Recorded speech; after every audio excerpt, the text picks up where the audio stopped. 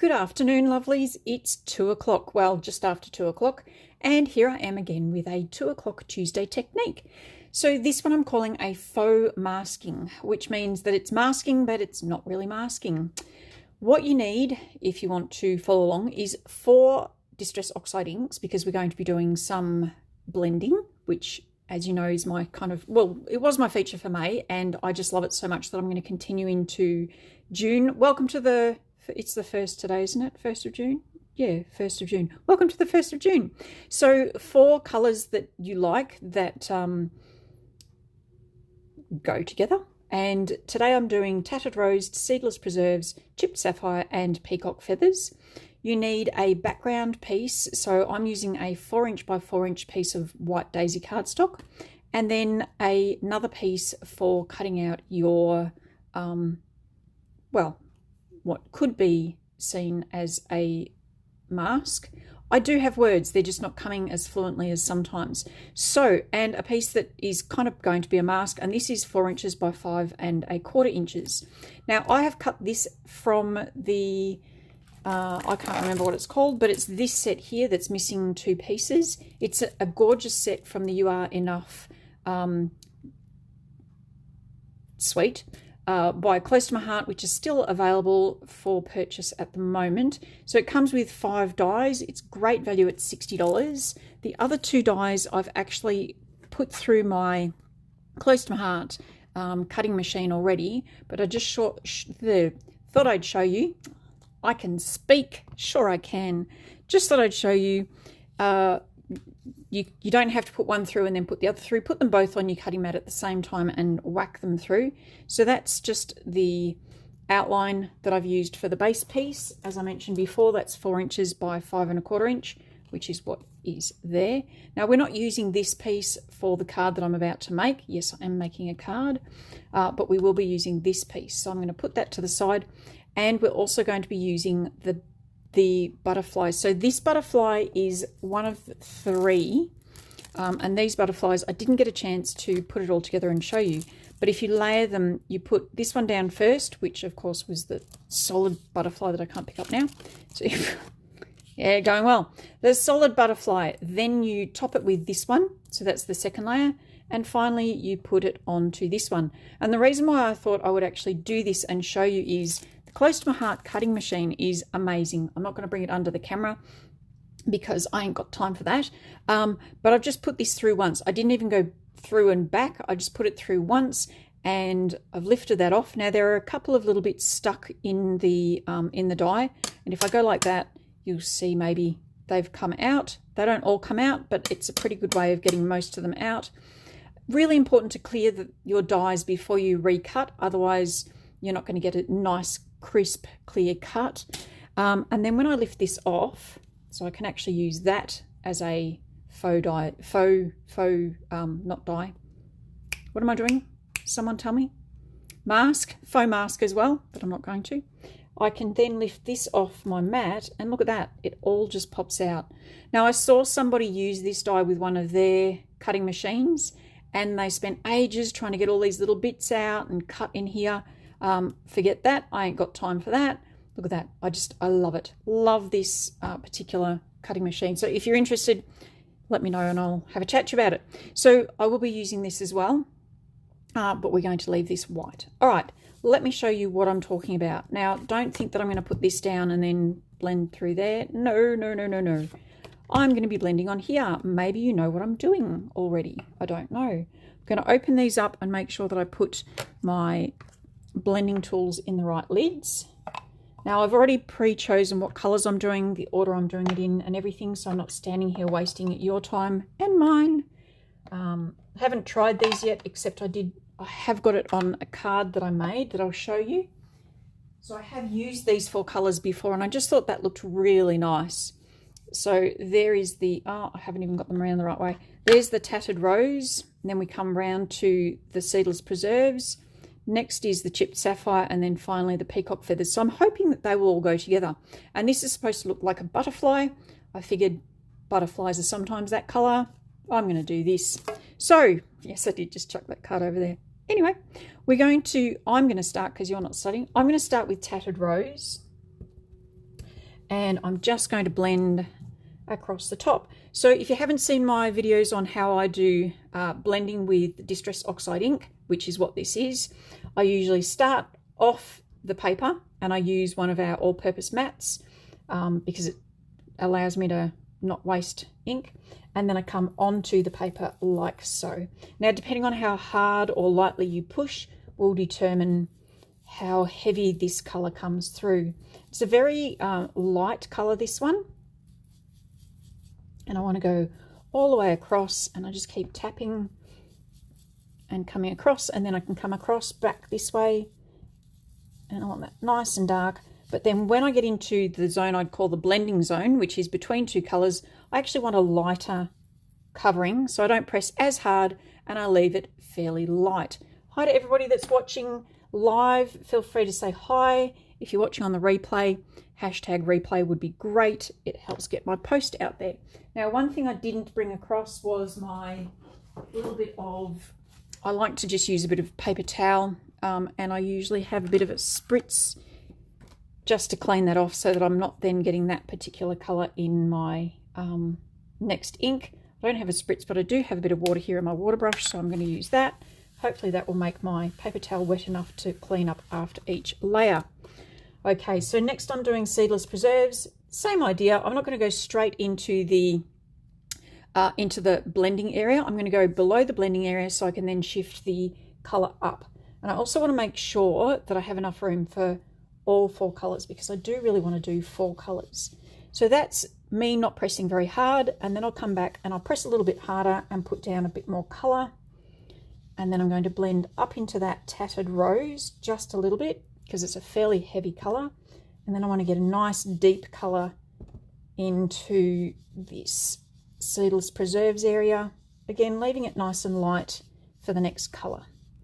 So then to blend this line here, I'm just going to grab some tattered rose. Now, normally I wouldn't ink that up again. I'm just going to clean this off, make sure I don't get seedless preserves into tattered rose. That would be devastating. Normally I wouldn't ink it up, but because this has gone quite dark, I do want to ink my tattered rose up so that I can put a really good covering over that. Oh, sorry, just go back on camera and give that a really nice good blend. So you can see there that's blended beautifully. All right, next color is chipped sapphire. Yes, I'm looking at my fingers. If you know me well, you'll know I don't like getting my fingers dirty. So next thing I'm going to reach for is not my card, just a piece of paper. Yes, I'm that funny. Turn it around, and that way I can put a clean piece of paper here, keep my fingies clean. All right, so next blending color, come along with the chipped sapphire. And I haven't left myself much room for the peacock feathers, but that's okay.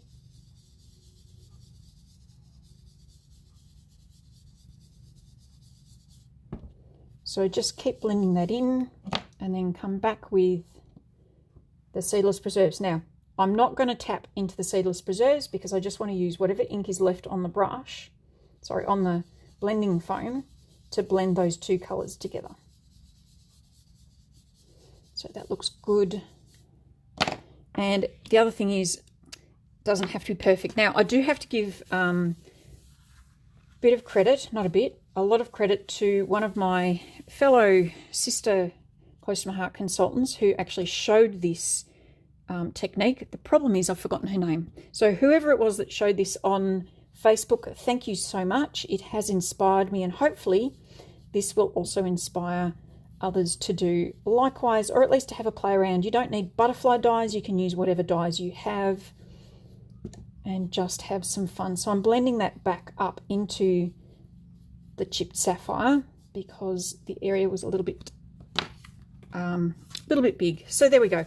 I've got my 4 blended colors on a little 4" by 4" piece of cardstock.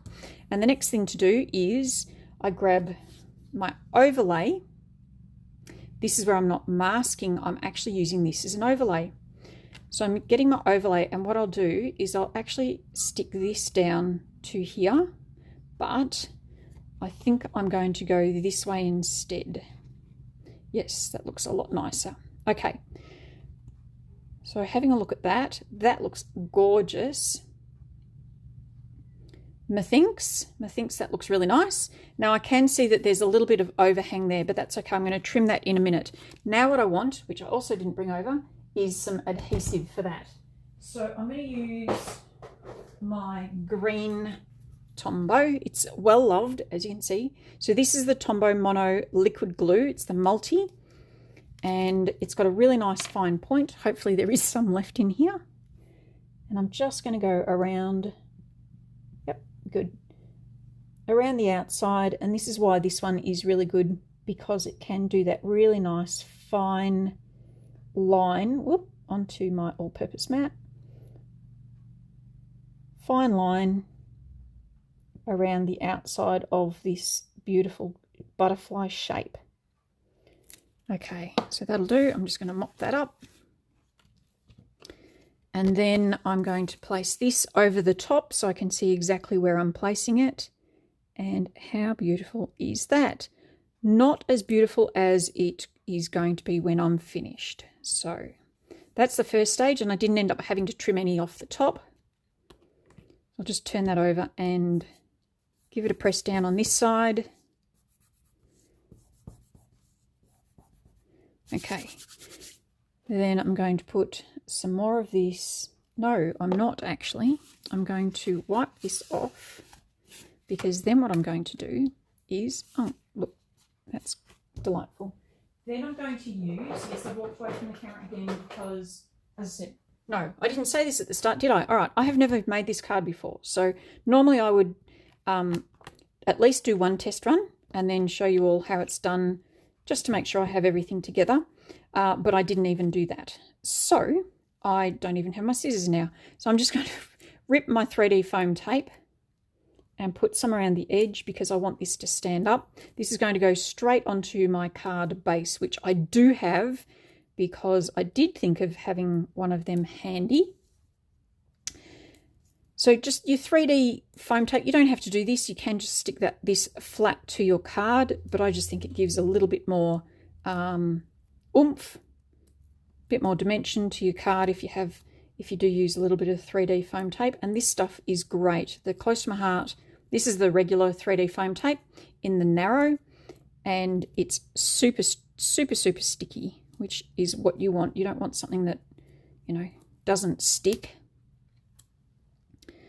So yes, from this side it looks a bit boring, but when I flip it over, for those of you who've just tuned in, it, I think, in my opinion, and that's all that matters at the moment, looks pretty amazing. Now, another tip, when I'm putting 3D foam tape on anything, I tend to put it around where I think it needs, then I will flip whatever I'm popping up over, and I just kind of tap it.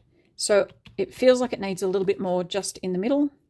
So I'm only going to put one little strip in the middle. And the other thing you may have noticed is that when I was applying the glue, I got a bit on the side here and it's left this dirty mark. If you can't see that, I'm going to bring it up.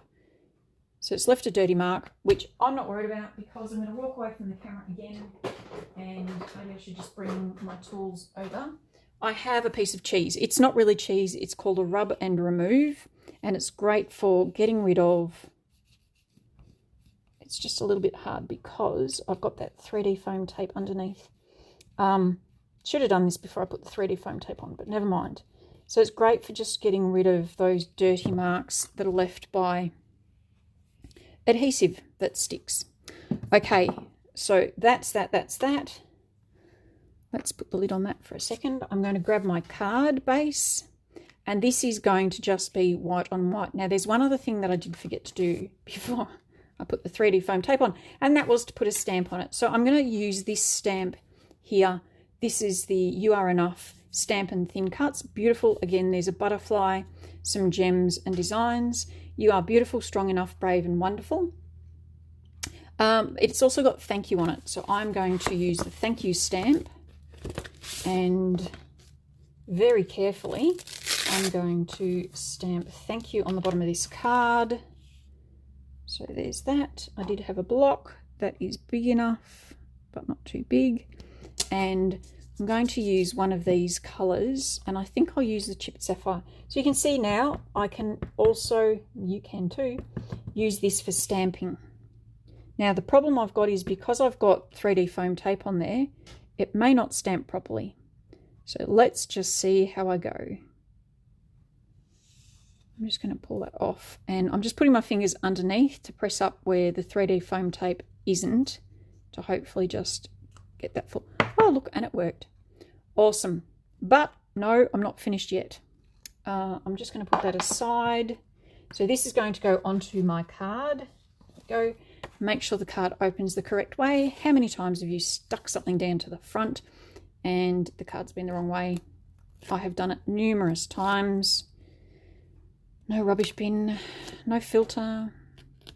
Oh my goodness, I just realized, you know those Instagram hashtags no filter? I need to put that on some of my posts. Not because it's a good photograph, but because sometimes I have no filter. That's a good one. All right, so just taking the back off. Now it's really important when you do that. This is really sticky, I said that before. So you want to make sure you have this lined up exactly where you want it before it goes down, or it will be permanently skew-if. All right, not finished yet, because remember I have this one here, and I'm going to stick this down as well. Now there are two ways I can stick it down. I can either stick it directly down just so that it's flat, or I can bend the wings. Now I can bend them before I stick it down or after I stick it down. I personally prefer to bend them before I stick it down. So I'm going to just grab a block so that I have an edge. I'm going to then line that edge up with the edge of where the wing fold is going to be. There's one. And then do the same on the other side. So I have a bend. There's two. And yes, I could have gone the other way and put it over the wing. Doesn't matter. And then I've got a nice flat piece in the middle for the body. And again, I'll grab my green glue. I am only going to put glue on the head and the body because I will, in the end, lift the antennae up. All right. So then I'm going to flatten him out, or her, and pop in the middle like so. And there you have. So I didn't mask that. No, I used a cutout over the top. And how pretty does that look? Thank you so much for watching. Get it? Thank you. Hope you enjoyed that. I hope you learned something. I hope more so that you will actually try this and share it on either my Facebook page or jump into my group, Charlotte's Scrap and Chat, and show me your creations there. I'd love to see them. All right. Thanks so much for watching, people.